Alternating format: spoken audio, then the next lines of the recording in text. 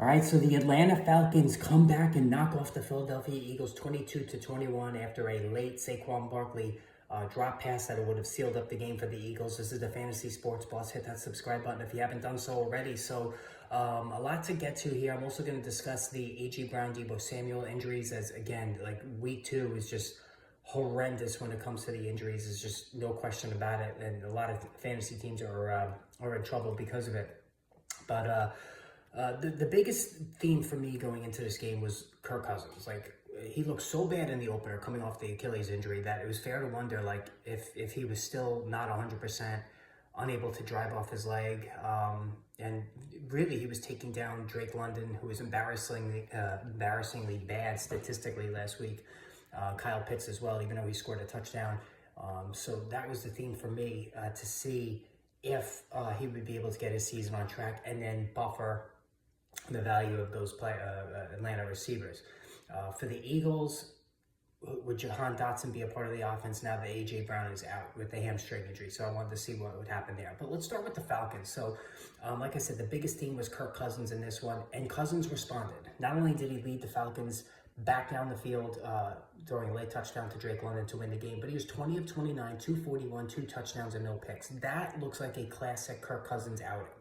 All right, good completion percentage, couple of touchdowns, did not turn the ball over. He looked much better in this one. I definitely feel a lot better about him going forward, and certainly with Drake London as a triple Drake London owner. I have him in 3 different leagues.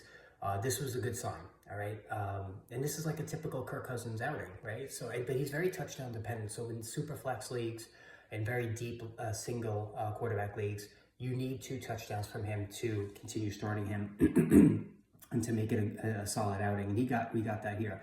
As far as Drake London is concerned, 6 catches, 54 yards, and a touchdown. Now, he caught the touchdown with less than a minute to go, so that really saved his day, because it was going to be another mediocre point performance until that late score. So let's just put it in perspective there. But at least we got 7 targets here, and you know, the PPR output was very promising going forward. As far as Kyle Pitts, 3 catches, 20 yards, like, you know, he was bad last week too, other than that 1 touchdown, right? You could say the same thing about London tonight. Although I don't think London was bad tonight. Let me take that back. But Kyle Pitts remains like an enigma. Like, no matter who's the quarterback, he just remains an enigma. And even Kirk Cousins is not buffering him right now. I just don't understand it. I really don't. I mean, this guy was the best tight end prospect to come out athletically, maybe ever.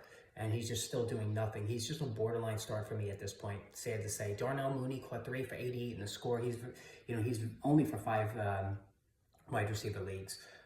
And he just goes way too hot and cold for me. Bijan Robinson, 14 carries for 97 yards, 4 catches for 25 yards. So this was a good Bijan outing, right? I mean, he didn't score, but again, 6.9 per carry. He had the 4 catches, so he's going to be just fine. Tyler Algier did get 9 carries, though, and he ran for 53 yards. So he ran pretty good himself.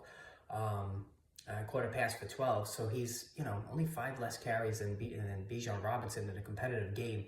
Something to keep an eye on. But again, on a per-touch basis, there's a few backs as good as Bijan Robinson. Now let's get to the Eagles. Jalen Hurts, good game, 23 of 30, 183, a touchdown through the late interception, 13 for 85 and another score on the ground. So he was running liberally, and good outing for him. Saquon Barkley, 22 carries, 95 yards. So there's no question he is the full bell cow back.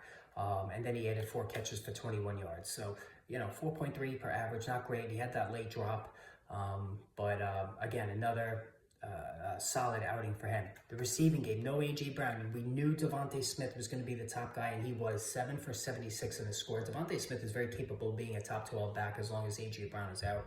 Dallas Goedert went 3 for 38, and Jahan Dotson only 1 for 6, so he remains a non-factor. Now, A.J. Brown revealed to Lisa Salters that he's going to miss additional games with his hamstring injury, so this is a really big deal. You know, we thought it might have been just 1 game, but the fact that he basically openly came out and said, no, I'm going to miss some additional time is concerning in and of itself. The Eagles have a bye in week 5, so maybe they hold him out until then. I don't know. But this is something that we're definitely going to have to keep an eye on. The other shoe to drop yesterday was Deebo Samuel. So again, no stranger to injury. He now has a calf strain. He's going to miss multiple weeks, according to Kyle Shanahan. And the 49ers offense is just decimated right now. So many injuries. And, it's another receiver goes down. Cooper Kupp, A.J. Brown, Deebo Samuel, Justin Jefferson, Amon-Ra St. Brown. I know the latter two are going to be okay, but still it just speaks to how unbelievable the amount of injuries that we had. And it's only week 2, coming up on week 3 now. So, but anyway, guys, hit that subscribe button. Stay tuned for more videos coming your way today.